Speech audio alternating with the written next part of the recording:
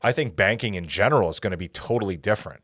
Like, I feel like there'll be innovation that's going to come in and completely disrupt the banking system, like whether it's open banking or AI or whatever. And the fact that we have 6 banks that dominate, what's their market share in Canada? 80% or whatever. I don't know what it is, but it's super high, ridiculously high. That's not going to stay that way. Hey everyone, thanks for tuning into the Canadian Private Lenders Podcast, a show covering the private lending industry, the mortgage broker space, and the Canadian economy. Your hosts are Neal and Ryan McNeil. Enjoy. All right, everybody, welcome back. It's episode 119 of the Canadian Private Lenders Podcast with your hosts, Ryan and Neal. Neal, how you making out, buddy? Not too bad. I was just whining to you about how I got mild frostbite on my face. Mild frostbite. It's called Tell us more. superficial frostbite. Okay. There's 3 stages. There's like the first one, which is like wind burn, where you get like red skin. The second is where it goes like white and hard, which is what I got. And then the third is like the one that everyone thinks of, which is like it's literally like a black appendage. Yeah, I was out skiing and it was minus 35. And if you had any exposed skin, it was like someone was burning you. Like it felt like a hot burn because it was so cold. That sounds not fun. It was a lot. Every time you go in the forest or something, you're like, oh, this isn't too bad. Yeah. And then the second you get a bit of speed, you're like, oh my God, like I could get hurt here. I couldn't imagine being on the ski hill at that temperature. We were up in New Glasgow and Antigonish. My daughter had a hockey tournament this weekend. Oh, yeah. And it was like minus 16, minus 17, but the wind was howling, so it felt like whatever, minus 25. Mm-hmm. And I had to pump gas in between games and trying to like fumble my credit card out of my wallet. And like honestly, like those 2 minutes of that, my fingers were numb for like 45 minutes. Oh yeah, the drive was ridiculous. I feel like I'm still cold. shivering a little bit. Yeah, from the weekend, like I just could not get warm because I was just permanently cold. Yeah, it usually doesn't get that cold here.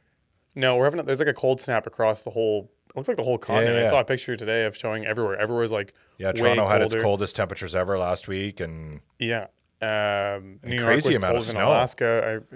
Someone said 60 centimeters in some areas of Toronto. Like, what's going on? New York had a ton of snow. Boston had a ton of snow. Yeah, whole eastern seaboard, and we got pounded today. Global cooling. Okay, we're going the other way now. Okay, here we go. Yeah, should be good for Wentworth at least. Do you think?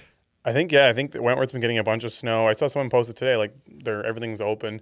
They had like a good start to the season because it was cold. Yeah. Not because it was a ton of snow, but they made a bunch. Making a bunch, yeah. That's usually how it goes. But usually we don't get this much actual accumulation, I feel like. Yeah. Yeah. I love it. I love the snow. Yeah, it's good. It's nice to have like a consistent snowy winter and not rain. I mean, we have also had plenty of rain too, but that's how she goes here in NS. This is the first year in like 10 years I haven't put snow tires on. You didn't put them on? What are you doing? I don't know. What are you doing? I have no idea. They were just in the warehouse, and like I was like, I don't know. And now I'm like, but half the roads aren't plowed here. Like, how do you even? I know. You push the G-Wagon up? I might actually go in and get them put on now because I'm just like, there's still a huge chance in the next 60 days for multiple snowstorms. Yeah.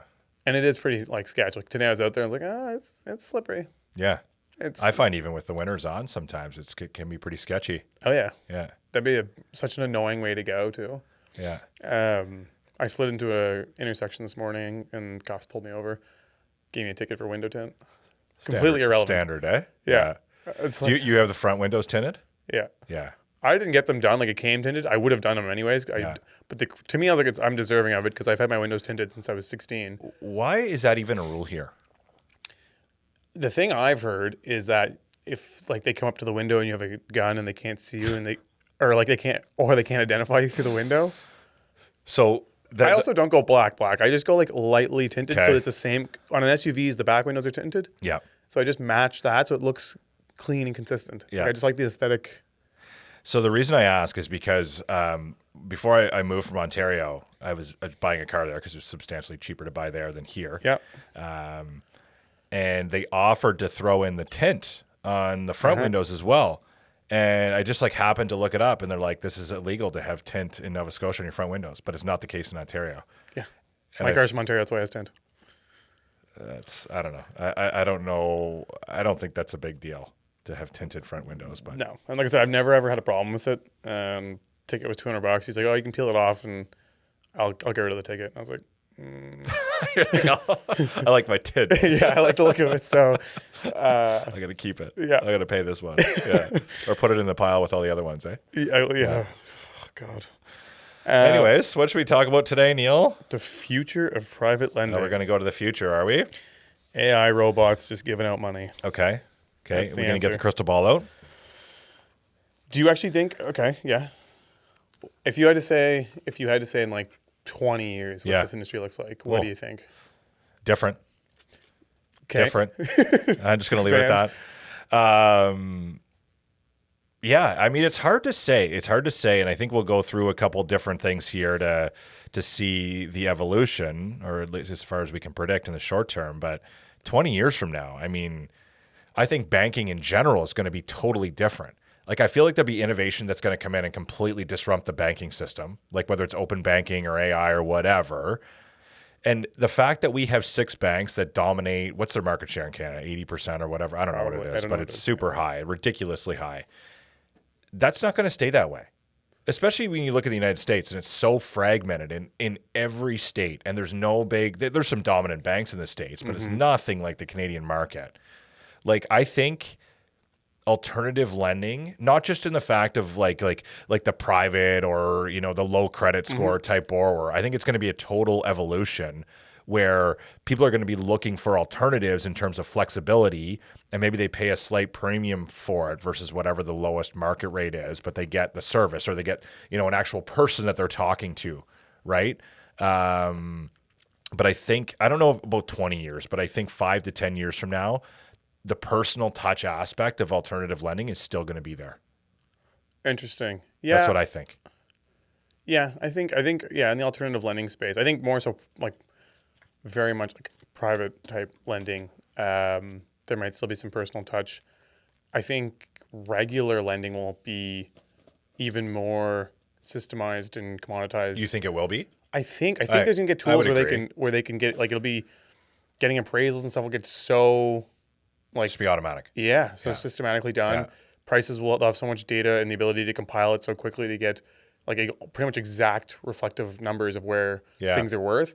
And then like in those big 5 banks, I feel like in most residential mortgages, they're not really doing that much with the people. Like when you come in, they're just kind of like, you have a 3-year, a 5-year, like you're putting in a standard set of documents. So I feel like a standardized mortgage land will become very tech oriented. To your point, alternative lending will still require a touch, but I wonder if, like with AI tools, a lot of the analysis is like number based. Yeah. Do you know what I mean? Like a lot of it can be done.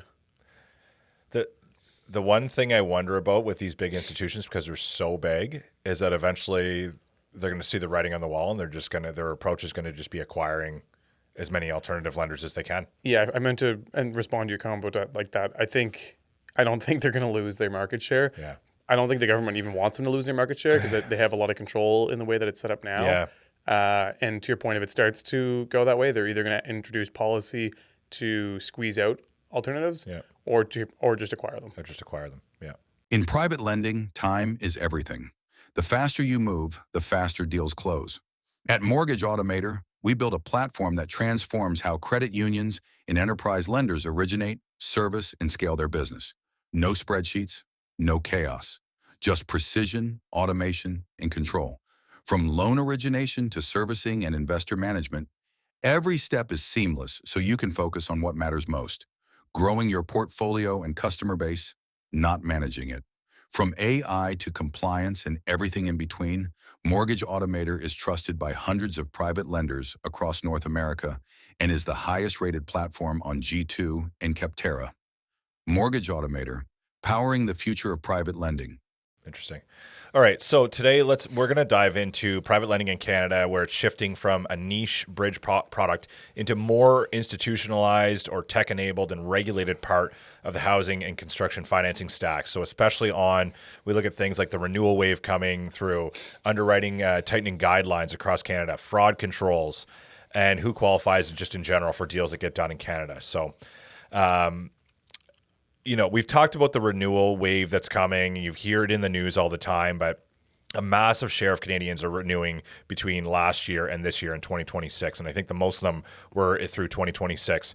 And almost all of them are going to renew into higher payments, given how low rates were in 2020 and 2021. So that's already shifting who is moving into the private and the alternative lending space, right? So, and when we say private lending now, we're mostly talking about true private mortgages, whether it's like individuals, corps, mix, MFTs, and more so construction, bridge financing, not just like your standard, like old school, like the hard money types, or like the old private lenders where it's just, you know, your dismal credit, your past bankruptcy, consumer proposal, looking for a loan to bridge the gap, or a loan to own type scenario. Are these renewals pushing people into private because it no longer, like, debt servicing doesn't make sense? Exactly. They literally can't qualify based on their income. Or I've even seen some, if it's more of like the real estate investor on the multi-unit side, where they foresee maybe 12 months down the road, 18 months down the road, they're going to kick the bucket and rates will be cheaper at that time. So they take like an open loan at a slightly higher rate during that period of time if the cost benefit makes sense on an interest-only loan. It's basically using the equity to keep yourself alive until the next opportunity to go back to being prime. 100%. Which is kind of scary when you consider the fact, at least from the headlines I'm seeing, on the price reductions that you're seeing in markets like Ontario and BC. Yep.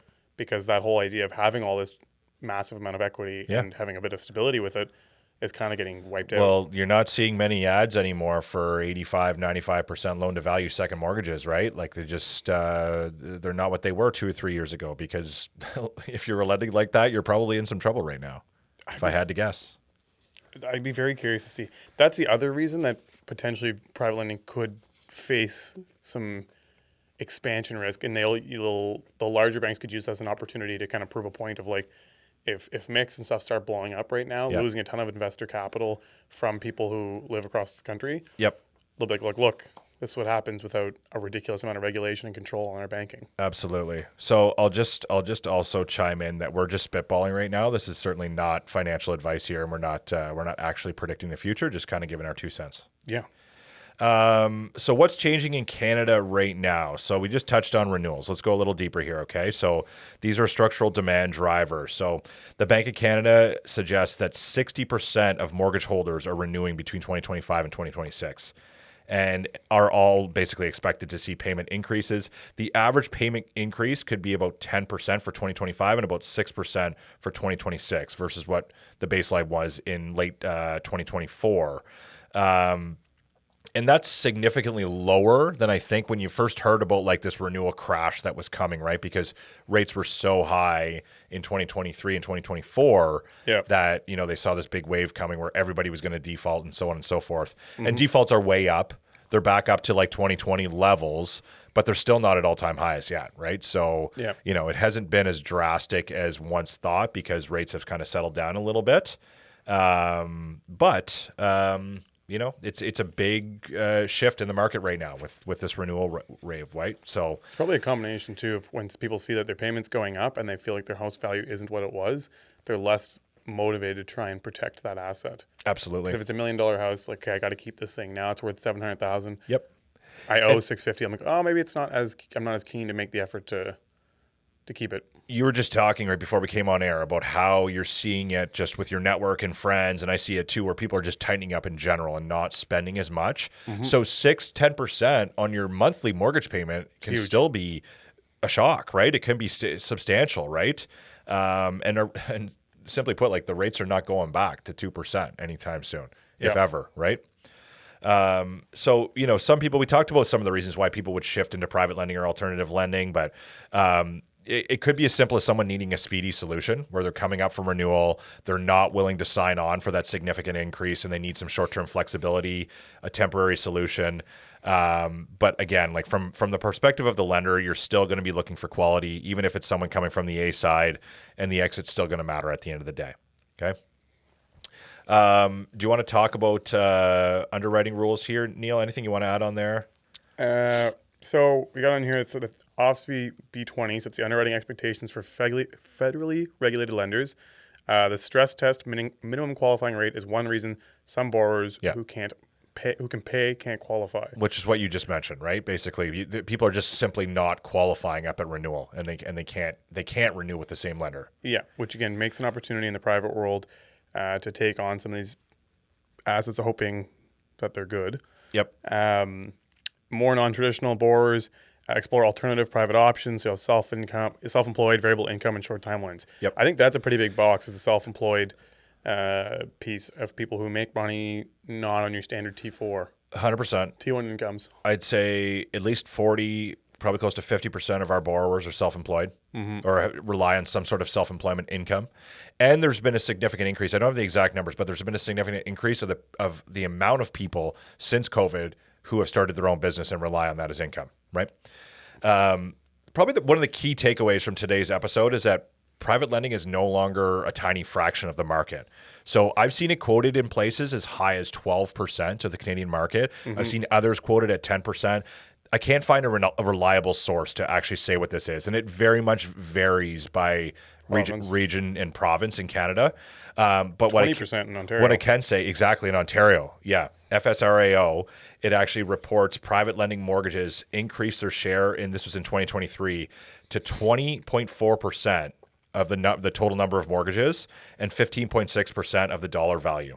So that is a significant portion, right? It's 1 in 5. 1 in 5. 1 in 5. And that could mean, some of those are someone with a second mortgage that's a private mortgage as well. But still, that's very significant. Atlantic, I got to think, is lower than 10% overall, if I had to guess. But it could be approaching that 10% mark. What do you think that indicates about the marketplace there, being 20%? A volatile market. Private lending tends to thrive in volatility. Yeah. Right? When things are going up, when things are moving, whether it's going up or going down, there's typically a need for private lending, and typically drives volume. That's been my experience, at least. Doesn't fit the box. Exactly. Exactly. So, and I think it's just, like you mentioned, the massive variation in prices, going up, people building mass amounts of equity, lenders, maybe traditional lenders being a bit more reluctant to, do that line of credit. So they search for that second mortgage, especially if that second mortgage, you're only paying 6 or 7% for it in Ontario, right? Like it's, you might not even bat an eye at that, right? So, let's talk about the future borrower, Neal. You want to go into this one here? Yeah, it's a Tesla robot. Okay. Like we already talked about, self-employed with real cash flow, but uneven T1s. Business owners know you might make a much one year, not as much the next, but there's cash there available to make your payments. Near prime borrowers blocked by stress test math. So again, your income doesn't necessarily totally justify, at least the income that you claim on your T4 doesn't totally justify the house that you're in, but maybe you have additional investments and places that you can get cash from to cover it.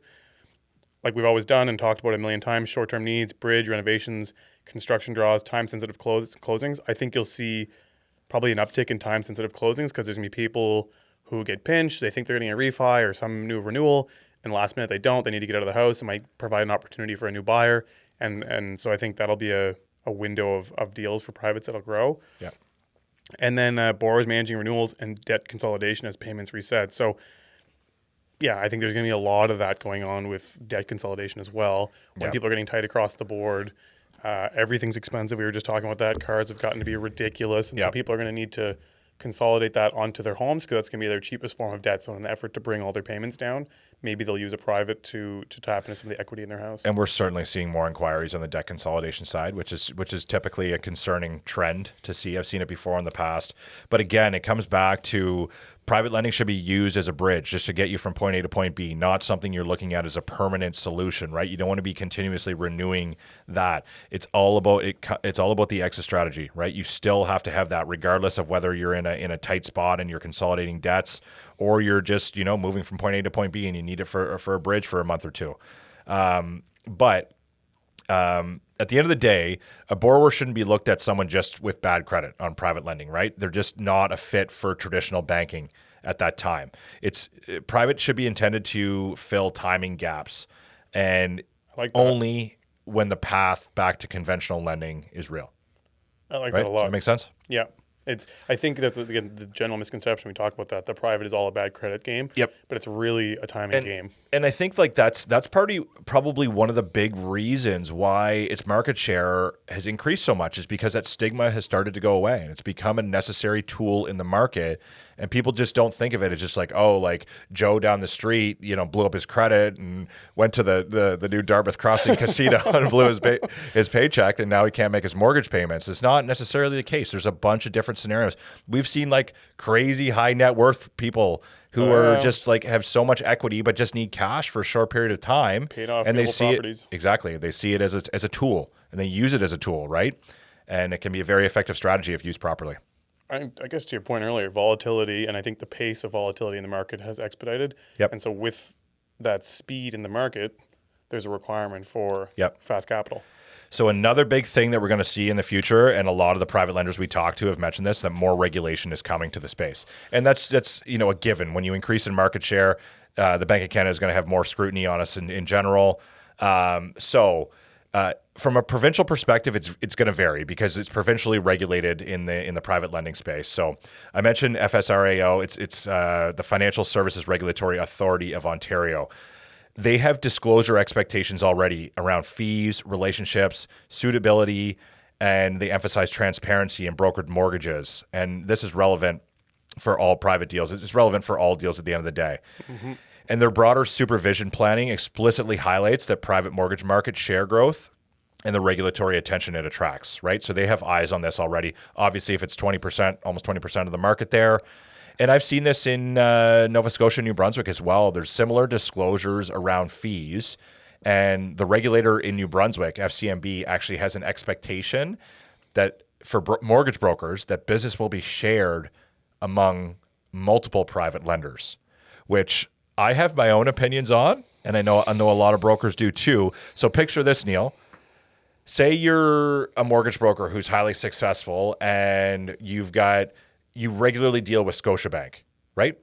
And what do you get? What do you get when you have a relationship with someone and you do multiple transactions with them? You typically get something in return, right? Yeah, and you get benefit. You get a volume benefit, and that could mean lowered rates for your borrowers as well. So this is passed on to the borrower. So if you're forced as a broker to spread the love around to a multitude of different private lenders, are you not potentially missing out on some of these incentives that could benefit the end user? That's interesting. That definitely doesn't. I would say that doesn't protect the borrowers. It's not in the benefit of the borrowers. Exactly. The lenders are. I don't quite understand what the thinking is there, as to why it's mandated. It's probably being pitched to them as the idea that the big lenders have a monopoly, and so this is how we can avoid that. But this is specific to private lenders too, that they've been pointing this out on. So I get you should shop it around and you should explore, what's the best option for my borrower. But like if you got an incentive and you can get a point or two knocked off and you've done your due diligence on the other competitor ones, why should you be stopped from your dealing? Parents stepping in and being like, you got to play with your little brother. Are you a private mortgage lender in Ontario looking for trusted legal support? Meet Grecky Carter Professional Corporation, a boutique real estate law firm in Midtown Toronto with deep expertise in private lending and mortgage enforcement. Grecky Carter closes hundreds of private mortgage deals every year, and when recovery becomes necessary, they handle both contested and uncontested enforcement with precision, from forbearance agreements to power of sale and cost recovery strategies. For lenders who demand clarity, efficiency, and results, Grecky Carter has you covered. Visit gclaw.ca to learn more and safeguard your private lending investments. That one doesn't make any sense to me. I don't think it benefits. I think it's someone on the lending side that runs a business that is feeling frustrated that they're getting in competition, and they're crying to them through some lobbying to try and get something like this for sure. through. To be clear, we love FCMB. Please keep approving our documents every year. I'm not saying that they're just doing the best they can, and I guess it's an evolving space too, right? So I'm just offering my opinion, and I've given them that feedback directly as well. The tough part with all of this is it's good, but the more regulation there is, the costs go up, and either the consumer's going to pay them or it's going to squeeze out other lenders. Yep, 100%. So what does this mean? More standardization and disclosures, which is good. More scrutiny on conflict, fees, and suitability, also good. And the better actors will benefit. The better lenders will benefit at the end of the day, and the weaker processes will get exposed. And we've seen this too. Like we've seen it even coming into the Nova Scotia market. Like it's very challenging for lenders to get errors and omissions insurance, which is a condition. Yeah, I'm still heated about this one, but and it cost us a substantial amount of money just to get off the ground. But coverage. It is literally a piece of paper. But it does, it makes you have to be fully invested and truly push for your business and become a better business and a successful, more streamlined business to truly compete in this market, right? Because if you're just coming in and you just say, oh, I'm just going to throw around rates and private mortgages and do this and that, but you can't afford that E&O insurance on you. You're not going to take it seriously, and you're probably not going to be a long-term competitive threat. Yeah, no, right? it is definitely a benefit in that sense. Like I said, I'm just always get concerned about it just becomes more cost for the consumer. Yeah, well, and that is a real concern too, because that can Anyways, what do you want to touch on mix there briefly, Neal? Yeah. So in this space, mix remain a core capital formation engine in Canada. Mix are structured under Income Tax Act rules with flow-through style tax treatment mechanics. Investor level taxation dynamics are a key reason the vehicle persists. So to be clear, the MIC doesn't hold any of the income. It has to be passed through to all of our investors. So that's what they're referencing here. So the takeaway from it is investor appetite will be there, but transparency, reporting, and risk controls will increasingly differentiate. I don't know what's like. Do you think there's changes coming in that side of the game? I don't know. I'm not sure if we'll see direct reporting requirements because you already have to have audited financials in the mix space too, right? So yeah. But I think maybe the thought is that if you want to truly stand out as a MIC to an investor base, then you have to increase transparency and increase reporting, right? And just be more on top of it, more present in the market to truly stand out in an increasing landscape, or increasingly competitive landscape, I meant to say. Yeah, right? I feel like to your point, there's audited financials end of the year combined with what the rules are. I guess if people aren't following the rules, but that's a whole different story. They also tax you at the highest rate. Yeah. Yeah, it's a bit crazy, but okay. So let's talk a little bit about open banking or consumer-driven banking. So Finance Canada's consumer-driven banking framework is moving towards implementation aimed at secure data sharing and competition. So why does this matter in private lending, right? So this is going to mean faster income and asset verification, less fraud through PDFs, better borrower segmentation, whether it's near prime versus high risk, and lower origination costs for lenders who modernize or automate. Right? This is, yeah. Agree? Disagree? I agree. It could be. I just don't know what this is going to look like. It's really weird to me, this whole open banking concept. Yeah. I remember a few years ago getting the forms that we had to sign off that the government or CRA has full access to your accounts. I'm like, this is a little bit weird. I don't know how I feel where they can kind of just have full understanding of everything that you have going on financially, and who all does that get shared with then? Yeah. And then if you have this many private mix and private lenders, and your information's getting spread. Yeah. So I don't know if this is going to go in really easily or not. And then are the privates even going to have access to it? Yeah, good question. I feel like it's just going to go to the big five banks. Yeah. Yeah. So, yeah, and I mean, I don't know. If is that going to mean what's your thought? If income verification is more readily available, is that going to mean more loans get approved on the traditional lending side? No. Or is it going to be more get declined? More get declined to be more privates. You think so? Yeah, because I think there's a ridiculous amount of fraud. Hence why this. You think there's still lots slipping through the cracks, and this is going to cut that off? I think there's a lot slipping through the cracks. I don't know if this is going to cut it off, but I think there's a ton slipping through the cracks. I think that's even part of the reason that it hasn't picked up as quickly as maybe some of us would have thought, because I think it's kind of an open conversation now where there's just a ton of fraud, and we're like, how much of the market is this propping up? Yeah. It was similar to my little conspiracy with why they cut the whole fraud thing over in the States. I think fraud is almost like an engine within in every economy. Yeah. Or at least in the Canadian and the American economies, that in your head, we got to get rid of this, which is true. But I think plays a bigger role, and there's going to be some offshoots of like good things that get destroyed from Yeah. getting rid of it too. So all to say, I don't know what this will look like. And then we also comment on how more and more people are making money in less and less transparent ways. We're also, I feel like there's probably more cash jobs going on now Probably. because everyone is feeling tight and taxes are high and cost of living is high. And so I feel like we're like, this is the whole thing of like standard of living is going back. Maybe they should just substantially reduce the tax rate across Canada and fix all these problems, right? Fix I mean- housing, fix income, everything. If the Conservatives in the next round go in and they do what they were talking about with They're the not going in. when they were suggesting doing like the tax bill the states has where you have the 1031 exchange, Yeah. it's going to be a proper deflation of real estate. Side note, I heard this morning on the news that it wouldn't be surprising if there's another election in the spring to try for the Liberals to try to gain majority government. That's I can't keep track of what's going on. I feel like in the last week we were like signed on with China, I know. and then as of the last 72 hours, I think we're Carney's signed being back on like with the States. celebrated across the world now for his speech in Davos. Like it's been crazy, eh? I don't know what's going on. But then yesterday, anyways, yeah, and now that's a there's more whole nother- and now Trump's upset and doubling tariffs and like who knows? Can't keep up.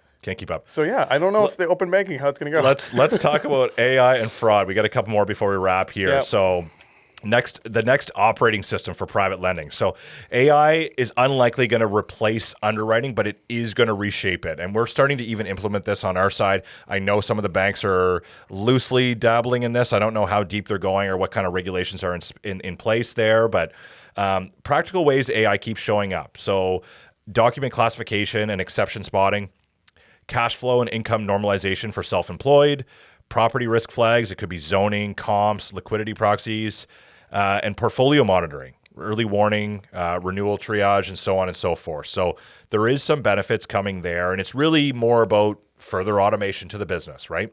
We've seen the technology come in the last 5-6 years. AI is just a further wave of that, likely for private lending, at least in the short term. Yeah, I think all these things we can do really well at and be very helpful. Yep.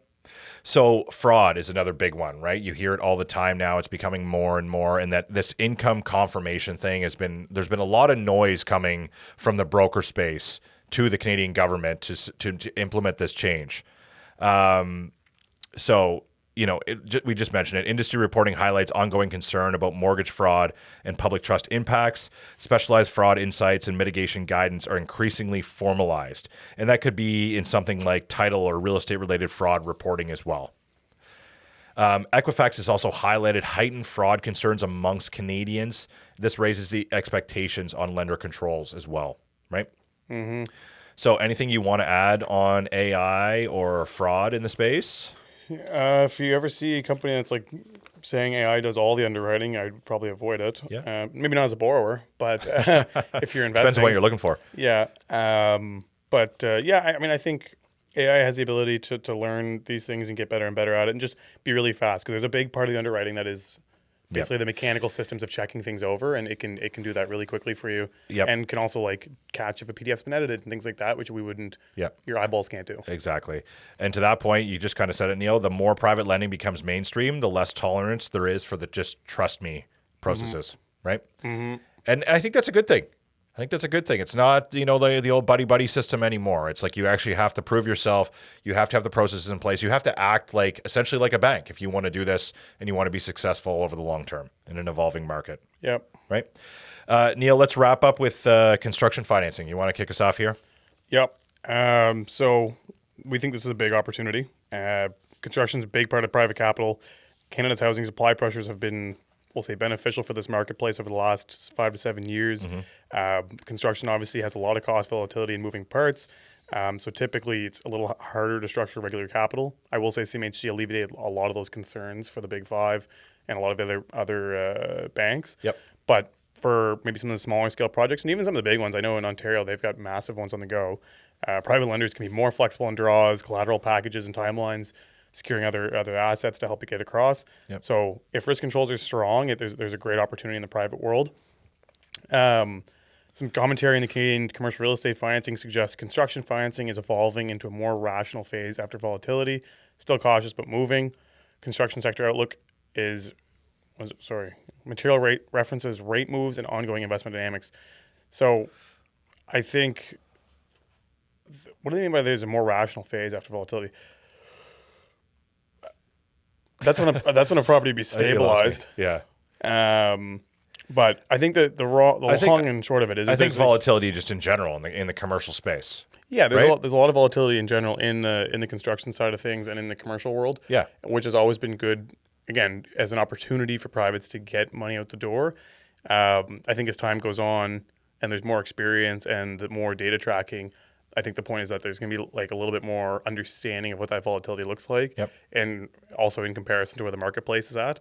I think back in the day, you couldn't necessarily pull the data together as quickly, and so it was hard to know kind of when a market downturn was coming or an asset was offside. Yep.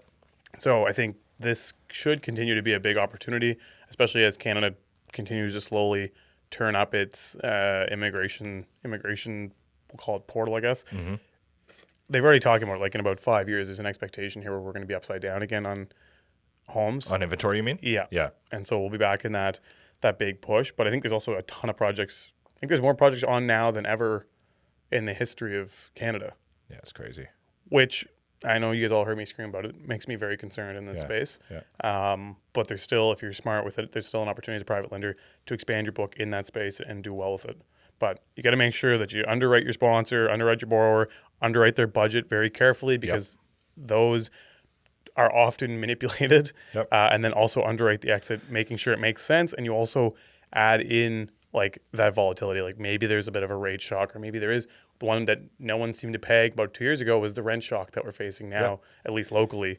And so monitoring it like a risk manager, not a salesperson. So don't just throw that loan on there and walk away. You're involved in the project. You're a partner. We've always talked about that. It's the same principle as we talked about a couple of episodes ago on our fix and flips, right? Mm-hmm. Like it's not like 2-3 years ago where you could just buy a property and do $50K in renovations and sell it for $200K more. It's just not, we're not in that market anymore. So the underwriting diligence really has to be there. Okay, to wrap up here, here's kind of 3 scenarios, future scenarios that we could see. Institutionalization accelerates. So there'd be more capital flowing from mix or funds, more robust governance, and more tech-enabled origination, okay? Regulation's likely going to tighten around outcomes. So expect focus on suitability, disclosure, broker conduct, and fraud controls province by province. And it'd be cool to see something national come into place, I think, eventually as well, or at least to standardize across the board. Yeah, that's so needed. It's not so different by each province. I know it would make life easier for us out here, but and the winners build repeatable trust. So that comes from strong processes, transparent pricing, clean documentation, and measurable exits. Okay? I think those are all fair points to bring out. Do you agree or disagree with any of those, Neal? Yeah, I agree. I think it just doesn't take into account the market dynamics at place. Sure. And so I think in the short term, I think a lot of the regulation will get slapped into place in the event of some issues in the marketplace. Yeah. Which I can't help but feel that there must be some silent issues lingering right now based on the depreciation that we're seeing. I think they said the actual like market average now is like 25% down in Ontario. Yeah. Like it's getting to be like serious. And if you think that there's a lot of lenders that were lending at 80%, there's a lot of people that are offside right now. So I think that's what's going to push the regulation through. I think this whole process, or kind of the future outlook, is kind of irrelevant as to what's going on in the market too, right? Because there's going to be market volatility at all times. Markets are going to go up, markets are going to go down, and this is kind of more trying to push forward through that, regardless of what's ahead that can't be predicted. Totally, 100%. Like I said, I just think that'll accelerate how the regulation comes into place. Yep. And I think in the short term, there might be some pullback. Like you might see some mix go missing. You might see some of the actual amount of capital that's out get reduced. Yep. But again, in the long run, I think these will come into place. So I think in the next 5 years, some of these might seem a little bit optimistic. And I think in the future, it'll be when they come into play. For sure. Okay, so to close up here, it's time to stop looking at private lending as a loophole. It's becoming an infrastructure in the Canadian lending market.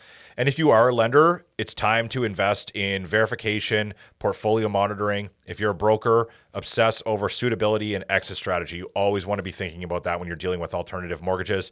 And if you're an investor, Neal touched on it already, but you should be demanding reporting and risk controls, and you understand that with who you're investing with. Okay? Yep. Neal, anything else to add before we wrap, buddy? No, I think I think it's a weird world. I don't know. I can't keep up anymore, I swear. I know. It's crazy. It's crazy. I kind of given up on that. And Between the tech hope and for the best. global politics. Yeah, And I know. what happened to like 2018, man? 2018 was cool. Different world. Things Feels like a felt lifetime ago, it right? felt so stable and Yeah. chill. Yeah. But yeah, no, I think there's some really cool technologies coming that they're going to change the real estate world. But Yeah. We've had a bunch of episodes just us for the last several, but we've got some guests coming back. I think in our next 3 episodes, we've got 3 great guests, some new, some repeating guests coming on. So you're going to want to tune in for that. Some big time brokers coming through. So look forward to that and appreciate everybody listening. thanks, guys. Cheers. Thanks for listening, guys. It's Neal, your co-host and co-founder at Keystone Mortgage Investment Corp. and Director of Investor Relations. I'm also a real estate agent, real estate investor, and business owner. And your co-host and co-founder of Keystone Mortgage Investment Corporation, Ryan McNeil. Keystone MIC is licensed under the Mortgage Regulations Act of Nova Scotia, license number 3000844, and through FCMB, license 89280. Keep in mind, the views of this podcast are for informational purposes only and are not financial advice.